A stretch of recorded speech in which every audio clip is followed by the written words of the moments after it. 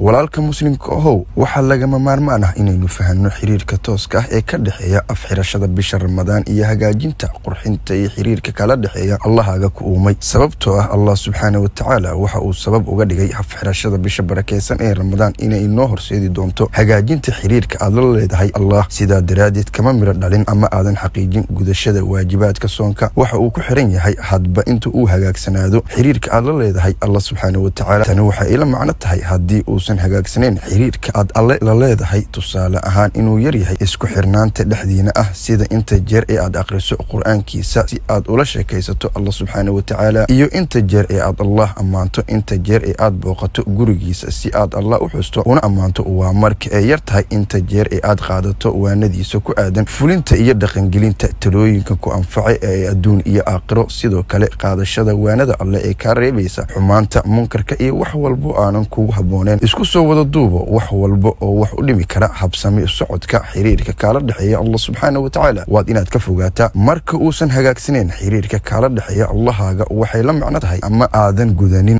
waajibaadka Allah ku saaray uguma aadan soo bixin sidii laga doonayay Ramadaanku waxa loogu talagalay sida ku xusan aayad inuu noqdo mid hagaajiyo oo boorka ka jafa xiriirka kala dhaxeeya Allah subhanahu wa ta'ala walaalka muslimka ahow ogow waxa halkani kaaga soo muuqanaya Ramadaanku in uusan ku koobneen cunada iyo biyaha oo laga afxirto oo qura Ramadaanku wuxuu xambaarsan yahay fursad Allah ugu talagalay in muslimiinta dib uga hagaajiyaan xiriirka kala dhaxeeya Allah subhanahu wa ta'ala waa in aad ogsoonaataa markasta uu hagaagsanaado xiriirka kala dhaxeeya Allah subhanahu wa ta'ala waa markasta oo aad xaqiijisay gudashada waajibaadka Allah waana markasta laga aqbalo afxirashada iyo soomida bisha barakeysan ee Ramadaan